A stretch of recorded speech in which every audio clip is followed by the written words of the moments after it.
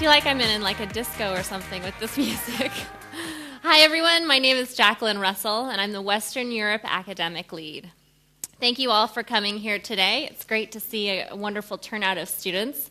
Are you enjoying the day so far? Yeah? How was lunch? It was good? Sandwiches? Was it? Just to give you a little bit of background on myself, I was a computer science student myself, very much like you, many years ago now. After graduation, went into IT consulting, working for a couple of Microsoft partners.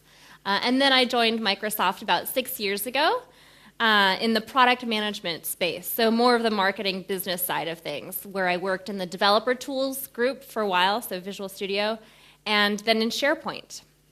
And over the next hour or so, what I'm going to do is talk to you first a little bit about our academic initiatives here at Microsoft, and then I'll transition into an overview of SharePoint 2010.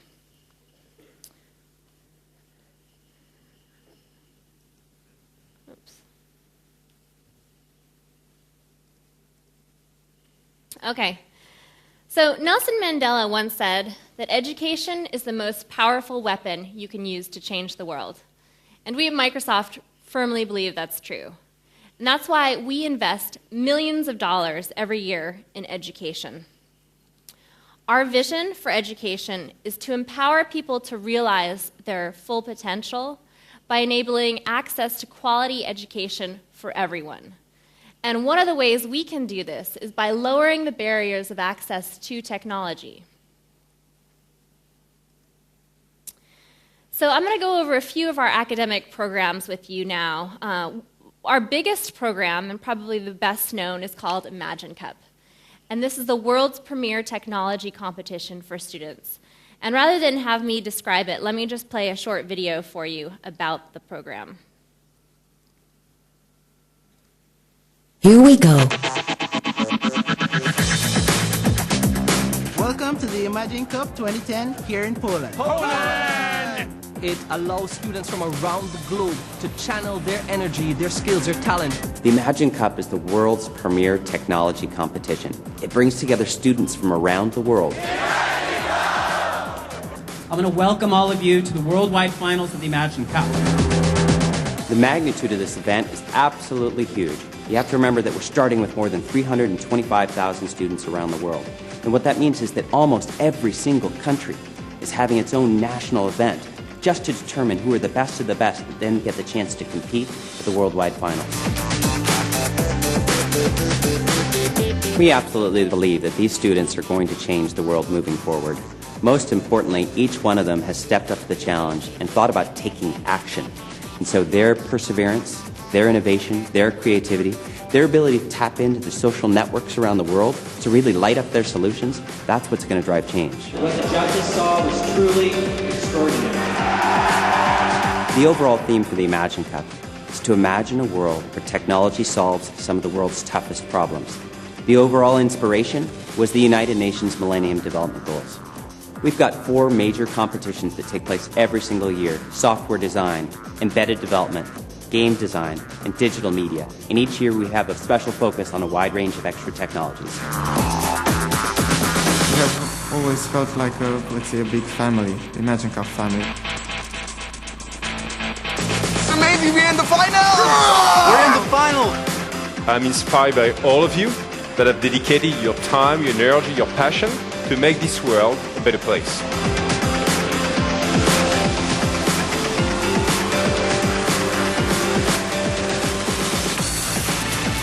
It's about thinking about how do we harness the creativity and the innovation of this next generation of innovators.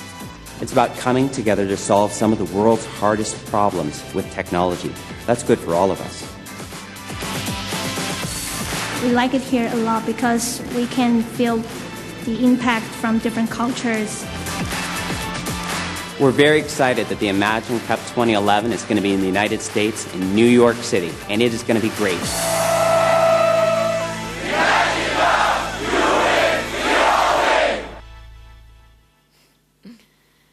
It's really a great competition, and I was lucky enough to take part in the local Imagine Cup finals in Ireland a couple weeks ago, and I was just blown away by the innovative applications that students had created, building on Azure, on Windows Phone, on the Connect platform. It's just amazing. And in fact, a lot of these students go on after they graduate to become entrepreneurs and build up their own companies around their solutions. So it's very inspiring, and I encourage you all to log on to imaginecup.com and follow along with the worldwide finals that are taking place in July. Okay, another program we have is called DreamSpark. So how many of you have heard of DreamSpark? Show of hands. Oh, great, a lot of you.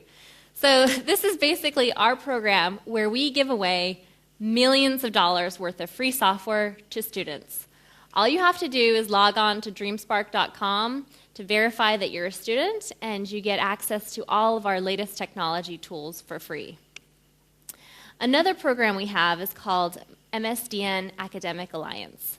And this, you get access to free technology tools as well as our servers through your schools. So if you haven't heard of this program or you don't think your school has it, contact your IT administrator and ask them to get it. So I think most of you here in this room have heard of the Students to Business program. We're here at the Students to Business Day. But essentially, this program connects you with companies working in the Microsoft ecosystem for internships, job opportunities after graduation. And the Students to Business site also includes a lot of really cool training resources to help get you up to speed on marketable technical skills. So, and then also here in Belgium, we have a student newsletter and a blog. So Jan Potemans is our local Belgian academic lead, so you should all get to know him. He's the man in charge of all of these newsletters where you can sign up and get all the latest updates on technology news, product releases, and upcoming events. And then our student partner program. This is one of my favorite programs. We've got over 2,000 Microsoft student partners worldwide. And this is a very select program where students basically get insider access to Microsoft, and they become our representatives on campus. And in fact, there are several student partners presenting sessions today. Windows Phone 7 and the marketplace has generated a tremendous amount of excitement and developer opportunities. And we waived the registration fee for students. So if you're a student, you can freely submit apps into the marketplace. And in fact, some of the most popular apps and games in the marketplace today were built by students. So I would encourage you to go check it out. And then Faculty Connection. It's our one-stop shop for everything related to teaching materials, curriculum, resources, and training, and even software for professors to download. You can download things like the Azure Virtual Labs or Windows OS curriculum resource kits and tutorials for teaching Windows development. And last but not least, IT Academy. The IT Academy program provides official Microsoft curriculum, exams, and certifications to its member schools. So this helps supplement a school's technology curriculum, and the certifications also help with student employability. So I think that's about it for our academic programs. Jan, did you want to add anything else that I missed? Okay, great. And if you have any questions about what we offer for students, Jan and I will be here for the rest of the day, so you can just ask either one of us. Great. Okay, now I'm going to transition into SharePoint. So let me pull up that deck. Don't save.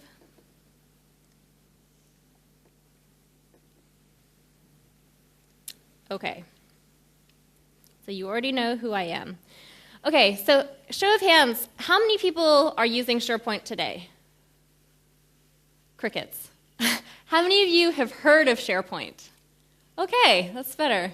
So can one of you stand up and give me sort of a one-sentence, concise description of what SharePoint is? Can anyone stand up and shout? Don't be shy. No one. Well, it's actually very difficult. SharePoint is an extremely complex product because it does so much. It really is all of this and more. In fact, some people call it the Swiss Army knife of software products because it does so much. So let me go ahead and play a quick video for you of SharePoint. And while you're watching this, see if you can identify all the different functionality.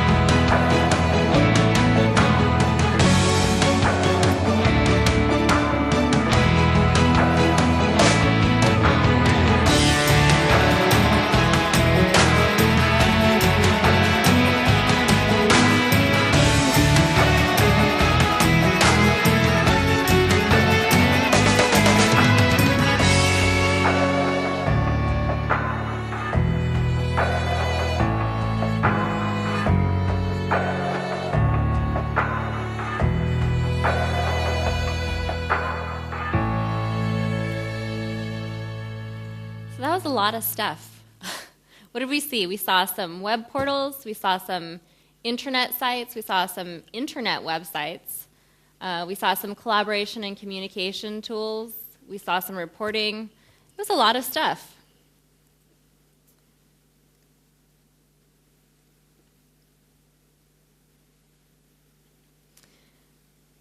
So we like to say that SharePoint is the business collaboration platform for the enterprise and the internet. But really, what does that mean? Well, at its most basic, the ultimate mission of SharePoint is to transfer the collective knowledge of an entire organization into the hands of each individual in that organization. So now for the magic trick of the day. In one slide, I will attempt to explain SharePoint. You can tell me if I was successful or not at the end. So SharePoint consists of 6 core capabilities. The first capability is called Sites, and this is all about intranet web portals, extranet collaboration sites, and internet websites. And in fact, you would be surprised, but some of the flashiest, coolest websites out there on the internet are built with SharePoint. So Ferrari.com, believe it or not, if I was to do a view source, sure enough, it's built with SharePoint. And so here you can see we've got a lot of visual images. We've got multilingual support. I can also log in and create a custom web experience if I owned a Ferrari, which unfortunately I don't. But that's just an example of some of the really cool stuff that SharePoint can do. So the second capability is called Communities. And this is all about collaboration, knowledge sharing, and social computing across the enterprise. So it includes features like team sites, shared calendars, expertise searching, and colleague networks, things like that. I think you saw some of that in the video.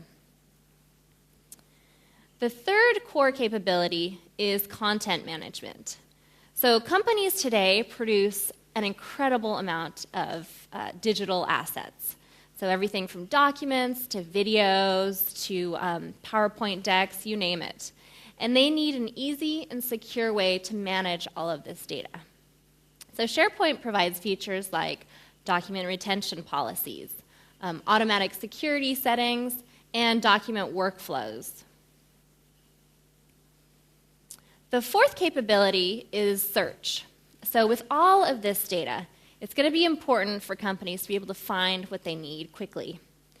So a couple years ago, we acquired a company called FAST. And FAST created a best-in-class enterprise search technology, which we integrated into SharePoint. And so now our enterprise search is really one of the best on the market.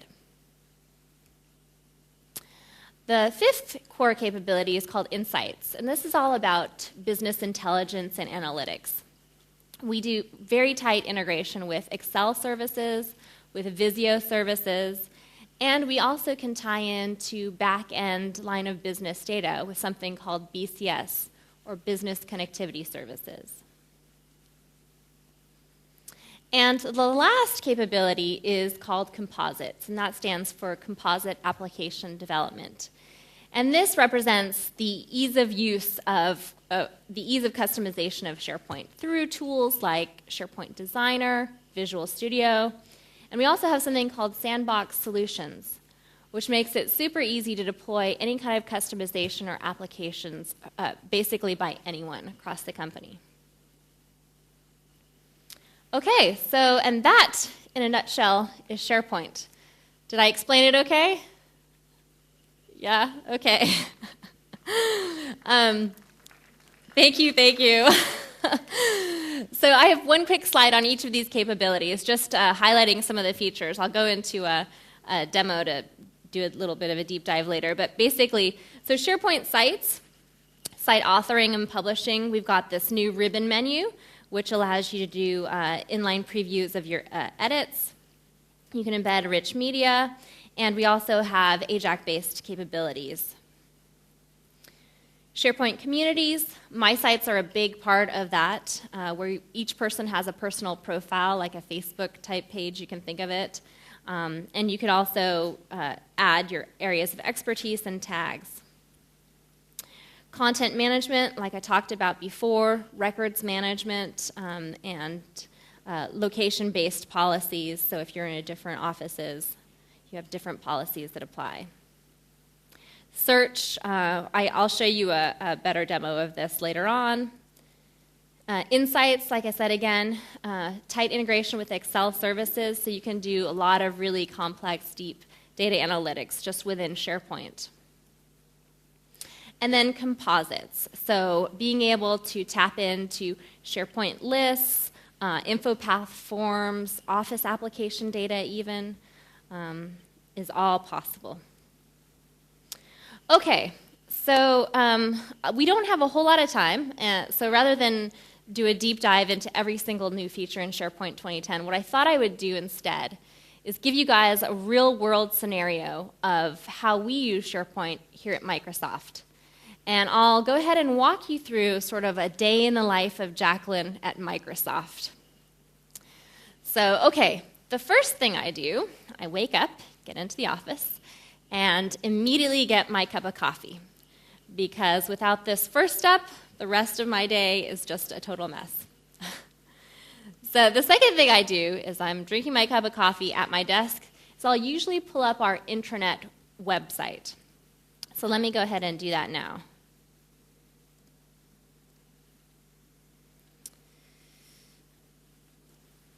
So this is our intranet web portal.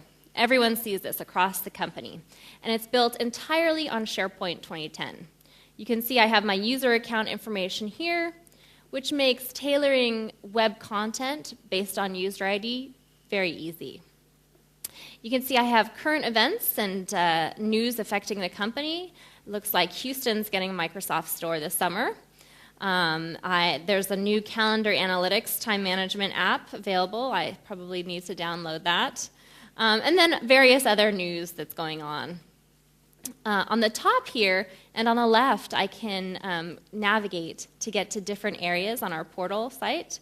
So for example, HR portal I can get to from here, career development, or if I'm a new employee, stuff like that. Another thing that's really cool is this snapshot right here. Every day we feature a snapshot from a different employee. Just helps to make the company feel a little bit smaller and help personalize this a little bit. And in fact, last year I submitted a photo of my husband and myself at the Super Bowl. We're big football fans. So, and it got featured on MS Web, and that was my one day of fame. It's very exciting. I got lots of emails that day. So this is basically our web portal. So once I've read all of the news affecting the company, the next thing I'll usually do is bring up Outlook to check my emails and my meetings. So it looks like I've got a meeting coming up here. So I'll pull that up with a few different people. Some of them I know, some of them I don't. So let me go ahead and bring up the Outlook Social Connector pane. One thing that's great about SharePoint is that it seamlessly integrates with all of the Office applications. So this is another great example of that. If I pull up the Outlook Social Connector pane, I get a list of all the different people who are in this meeting. And if I were to click on any of these names, I get a list of all of their activities or communications with me. So Joe Wilson, for example, I've been in a couple different meetings with him. Here are some emails that I've gotten from him. I also can add him to other social networks. So Facebook, LinkedIn, Mingle, which is our internal SharePoint social network, and Windows Live Messenger. So here I get his Facebook updates, mixed in with some of my Outlook and SharePoint updates. So if I click on Laura Brown, who's a colleague of mine, you can see I also get my SharePoint updates here, since she's part of my SharePoint social network. There's also the contact card feature. Now this contact card, when I hover over someone's name, it automatically pops up. This is available not only in every single Office application, but also on SharePoint. So it's a great way of quickly seeing who this person is. So I can see where she works, what organization she works in, what's her reporting structure, and I can easily do one-click communications with her, either sending an email, an IM, or starting a phone conversation with her. And in fact, it's so easy to do this that many times I've just been clicking around in the contact card and accidentally called people. It's a little bit embarrassing, but...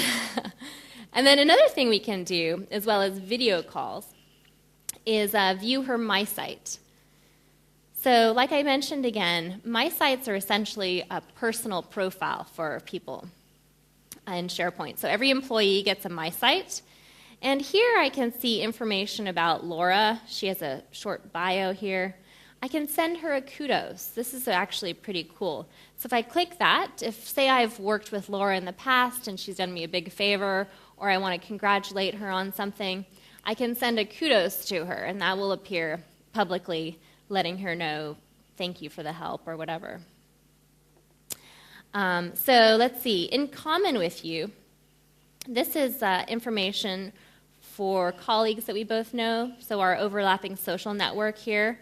The first manager that we both report up to is Steve Ballmer, so we're obviously in different parts of the organization. And the memberships we both share. So for example, I see that she's in the Mingle user group with me. And then down here under the What's New, this is all of her updates. So I can see what she's been doing in the last few weeks.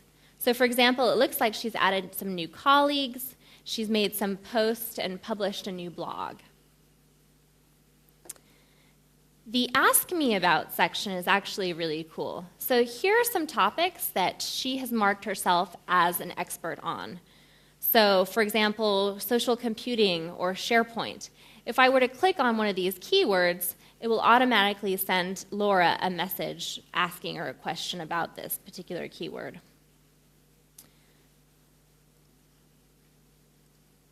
So here it pops up an email message to Laura. And in fact, if I were to go to my profile, I'll show you just really quickly to edit my profile. SharePoint will actually suggest keyword topics for you. SharePoint goes in and will mine your Exchange data and see what keywords you've been using over and over again in your email messages or in your meeting requests, and it will actually make some suggestions here. So here's my Ask Me About section in my profile, and it's seen that I've used these keywords before, either in my emails or in my meeting requests, and I can just click on it to add them to my areas of expertise. And this makes updating your profile very easy. So for example, if you change jobs and you're becoming an expert in different areas, it will automatically update your profile for you. So here in the profile fields, I can edit my bio here. I can add a new picture. And some fields are also pulled from different sources. So HeadTracks is our HR system. And so it's automatically pulling a lot of these fields from those different systems. So I can list past projects as well as skills. And under my newsgroup settings, I think I talked to you about the newsfeed before, but I can track interests. And those interests will automatically populate in my newsfeed. And then I can have different settings for my newsfeed. So if I want to follow any status messages or colleague birthdays or colleague job changes, those will also post in my newsfeed. Okay, so say, for example, I need to find information about SharePoint. I'm preparing for this SharePoint presentation, and I just need some information about it. So I'll go ahead and do a SharePoint search, an enterprise search on the keyword SharePoint.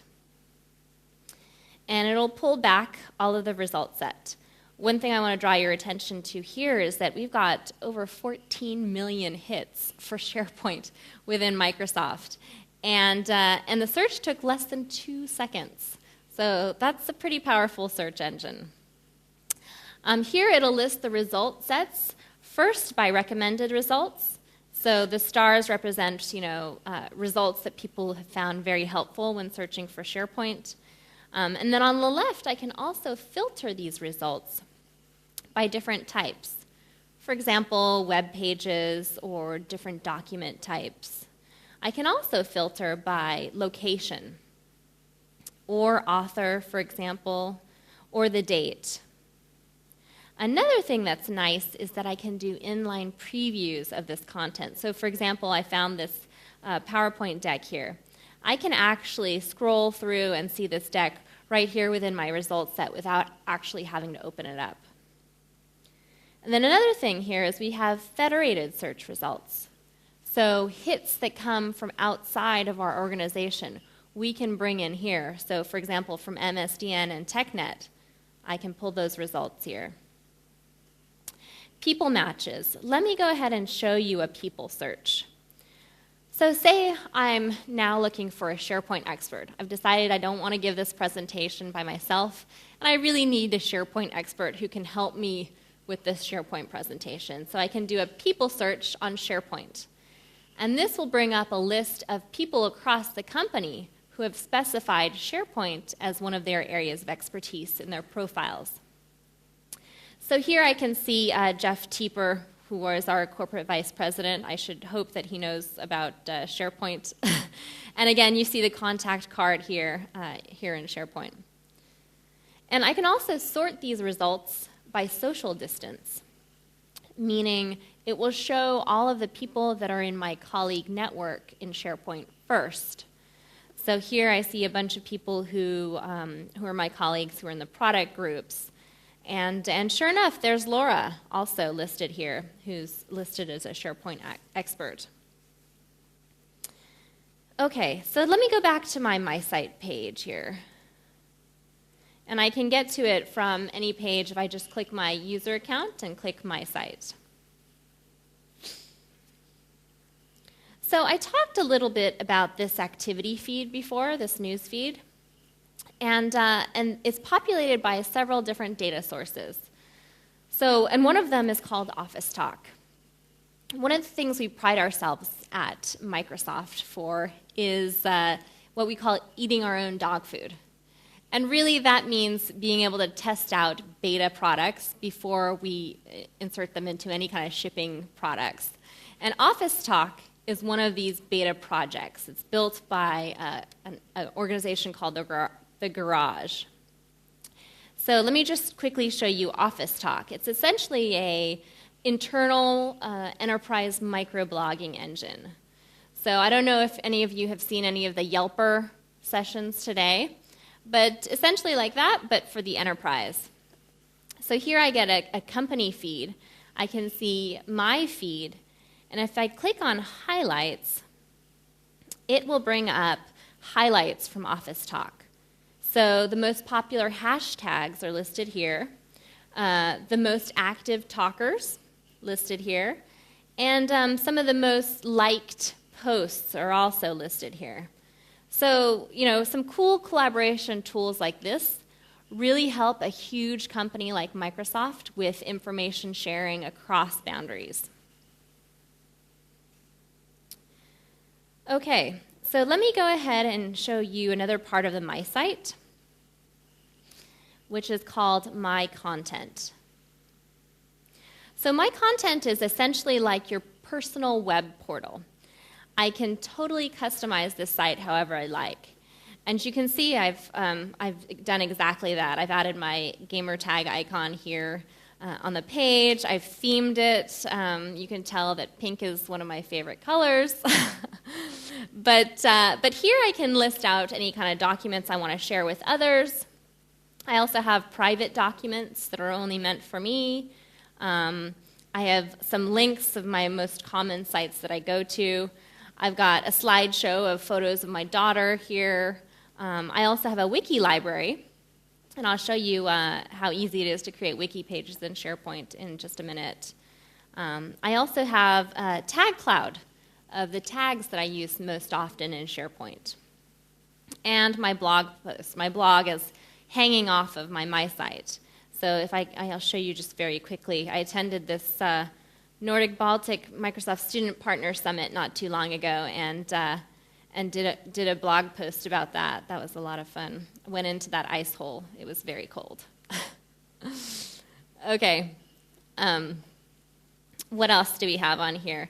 Oh, you can also insert some cool controls. So for example, this organization browser. This is a Silverlight control that ships with SharePoint 2010.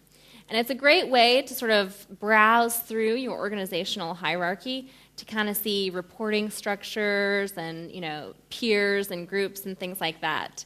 It's pretty cool. And then you can also see on the right, I've also inserted some other third-party widgets onto my site. Another cool feature in SharePoint 2010 are these buttons here. On every page, there's an I Like It button and a Tags and Notes button. So I Like It is essentially a social bookmark. So if you ever go to a web page that you really like or you want to remember it, you can go ahead and just click I Like It, and that'll show up in the newsfeed for your colleagues so they can also see what you've tagged. The Tags and Notes section allow you to specify certain keywords for a page. So you can see it also gives you suggested tags. And you can also see recent activity on the page. So you can see I've tagged it a couple of times. And then the note board allows you to leave quick notes on someone's page or just giving feedback on the page. Another thing that's cool, if you're developing on SharePoint, we have this developer dashboard ability, so you can toggle this and see exactly what steps were executed when the page loads. And this helps with debugging. Okay, so let me show you another cool integration point between SharePoint and the Office applications. And those are the web apps. So for example, if I click on any Office document in SharePoint, it will automatically open up in a web browser, which is really cool. I can actually edit my PowerPoint slide here in a browser. So for example, here I see that this PowerPoint deck, my name is misspelled. So say I'm in the airport and at a kiosk and notice that this is happening. I don't have PowerPoint loaded on my machine. I can actually just go ahead and quickly make that modification, and there you go. Without even having SharePoint, or without even having PowerPoint loaded on my desktop. So SharePoint 2010 also includes a lot of new features around video as a content type, with improved video streaming, Silverlight players, and playback controls. So let me go ahead and show you an example of that with Academy. So Academy is our internal podcasting library, I guess you would say. It's a training area, so people can get up to speed on all of our latest technologies and tools in these sort of short podcasts. And anyone can upload a podcast. In fact, the process is very easy. If I click this, it just shows up a form where I need to fill out some fields and then upload my video here. But I won't actually do that here. So let me go ahead and search this for SharePoint videos.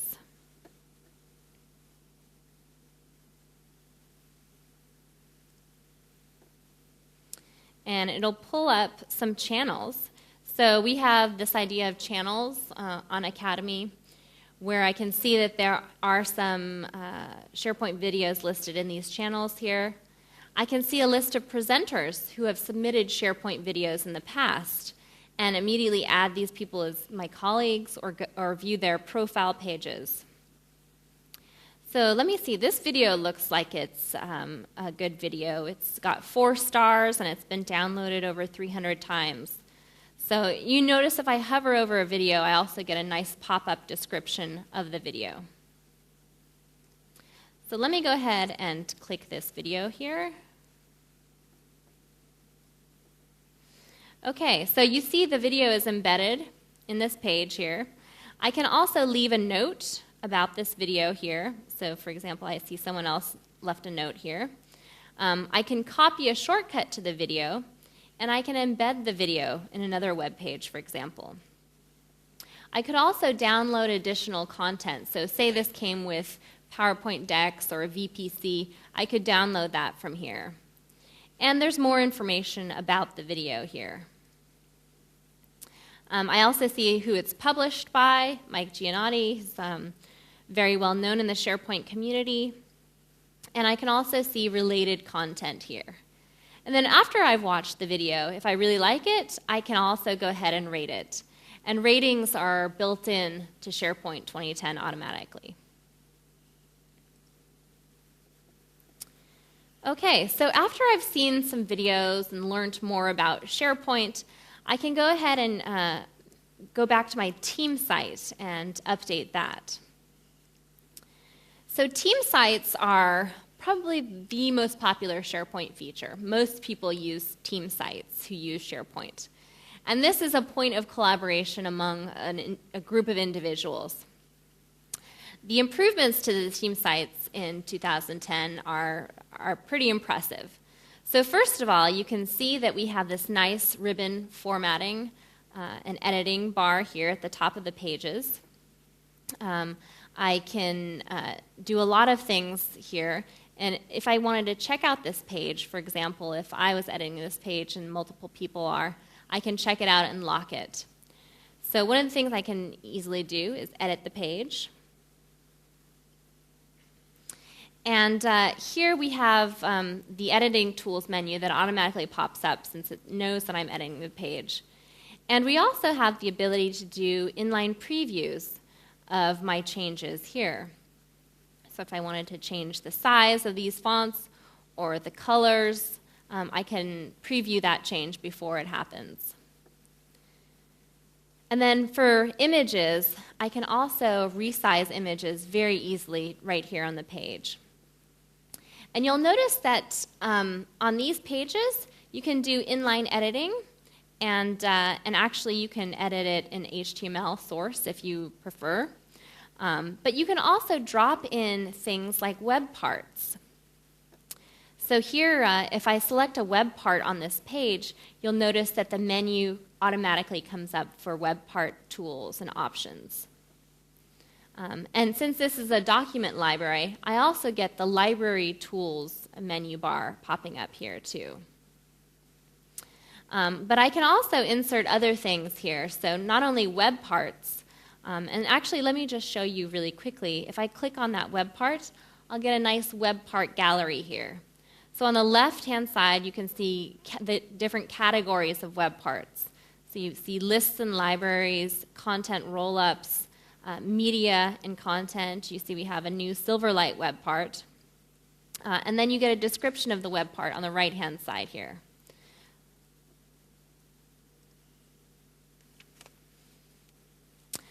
So another thing I can do, let me just go ahead and get out of here. No save changes. Under Site Actions, I can also sync this whole site to SharePoint Workspace. And SharePoint Workspace is basically the desktop client for SharePoint. Now, I don't have it loaded on this machine here, but essentially it allows you access to all of your document libraries, all of your lists offline. So say, for example, I was going on a long plane ride. I could sync to SharePoint Workspace, work on my documents on the plane, and the next time I got into the office or got network connectivity, it would automatically sync my changes back to SharePoint. So here I'll show you some of the site settings that you can use. So you can change the people and groups that have access to your site. You can change the look and feel.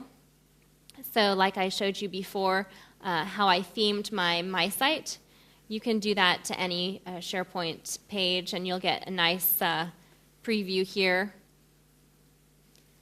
And then you can actually click preview to see what those changes would look like if you applied that theme to your site.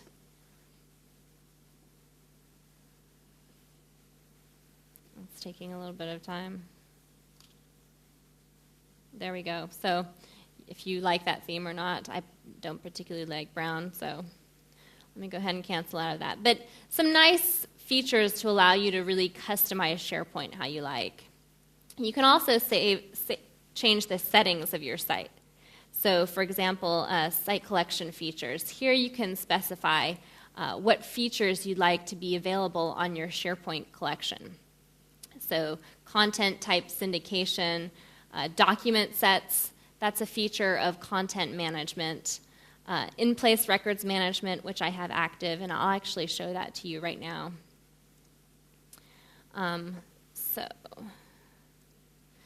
Another thing that's nice is we've got this nice, easy browser. So let me go ahead and get back to my team site here. And if I go to my shared documents, if I click on a document, you can see that I can automatically declare this document as a record. And what that will do is it'll put into the document repository, and then I can manage any kind of disposition I want on that document.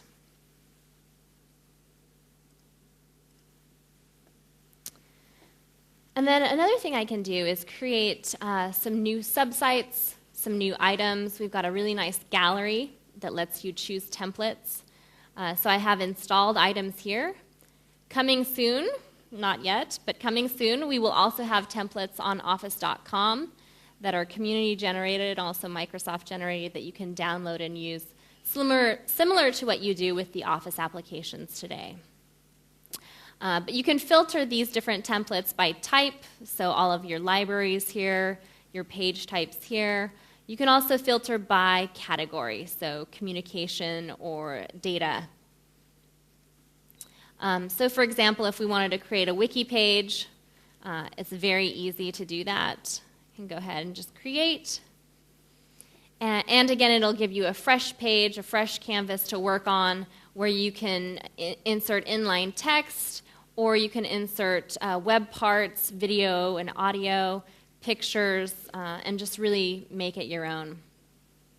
So speaking about wikis, another thing I wanted to show you here was what's called Micropedia. So this is our internal Wikipedia version, if you will. Everything that's submitted here is been submitted by Microsoft employees. And when I was first starting at Microsoft, I used this resource a lot because I had a lot of questions about different acronyms, who people were, what a project was called. And you can do a search here for people, projects. You can create a wiki page on your own for a project or for your team. And it's a really great way to sort of document information in a very organic way. So for example, if I did a search in Micropedia for SharePoint, I could pull up, it looks like there's several different topics here, but I'll pull up a wiki page about SharePoint, description of it, and I can also, so you can see here who the project members are of the SharePoint team, the features, all sorts of information. And I could also edit this page, for example, if I had some corrections to the information or wanted to submit new information. So, so I think that's sort of gives you a good breadth of all the different ways that we use SharePoint here internally at Microsoft. So you saw wiki pages, you saw team sites, you saw my sites, personal profile pages, colleague networks, video portals, a wealth of different ways that SharePoint can be used within an organization. So let me go back to my deck here.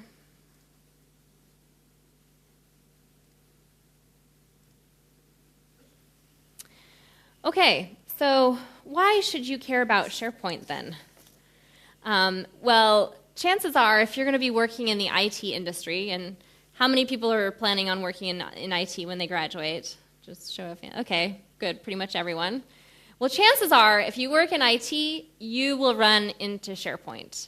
Over 80% of the global Fortune 500 companies have SharePoint today.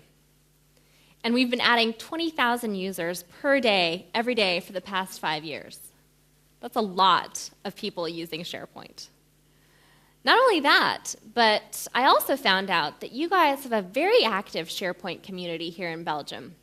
Your LinkedIn group is very active with over 200 members. So it's definitely something that you should look into. And then when we think about our customers, you know, some of the biggest names are running SharePoint. This is just a small sample of all the different companies that currently are using SharePoint, either for content management, for their internet sites, or for their web portals. And then I also talked to several different recruiters here in Belgium and also our partner account managers about what kind of opportunities they saw for SharePoint. And pretty much all of them said the same thing, that the demand for SharePoint skills far outstrips the supply.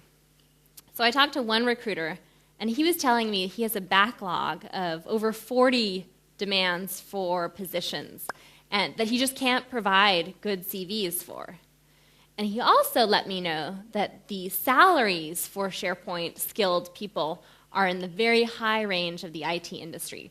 So an example he gave me was that a very skilled, very experienced SharePoint developer can expect a salary of $350,000. That's amazing. And then I also talked to our partner teams, and they were telling me that there were over 300 open positions for SharePoint skills, either developers or administrators, posted in the last 60 days. So it just goes to show you that there are a lot of opportunities out there. And so if you're interested, I highly recommend that you start learning more about SharePoint and getting your skills up to speed. So the last thing I'll do is leave you with some resources, and I'll actually show you these resources for where you can get more information about SharePoint, where you can get more training. So let me go ahead and pull up.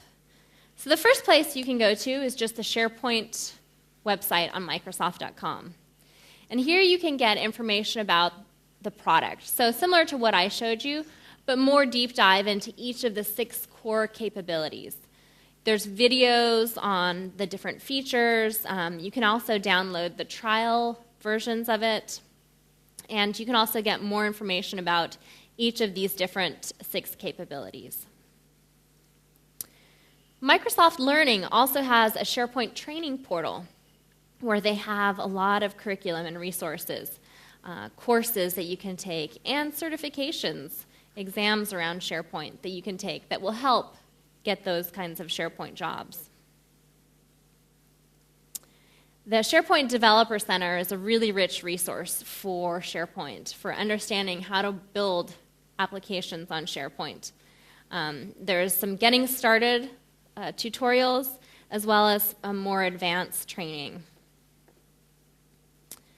And then on Channel 9, they actually have a SharePoint 2010 training course, an entire course around SharePoint. And I've seen a couple of these videos, and they're actually really very good. So, and also freely available to you. On the TechNet site, so on the IT Pro side of the house, there's a lot of really great content around SharePoint 2010 administration and management. So here you can also go and get a lot of training and information from there. The MSDN Academic Alliance. I talked briefly about this in my first topic, but basically you can get SharePoint for free through this. So if your school has MSDN AA, definitely download SharePoint from there. If not, ask them about it.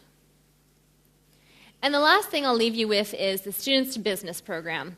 So I talked before about those 300 open positions for SharePoint skills. Here is where you can connect with those companies and those partners that are looking for SharePoint skills.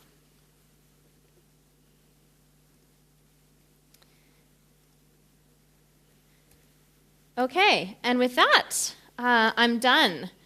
Now, I think we have a little bit of time left, so if anyone has any questions or wants to follow up with anything, please let me know. Any questions? No? Okay, great. Well, I'll be here. So if you guys want to come down and have a conversation or something, just let me know. Thanks a lot for your time.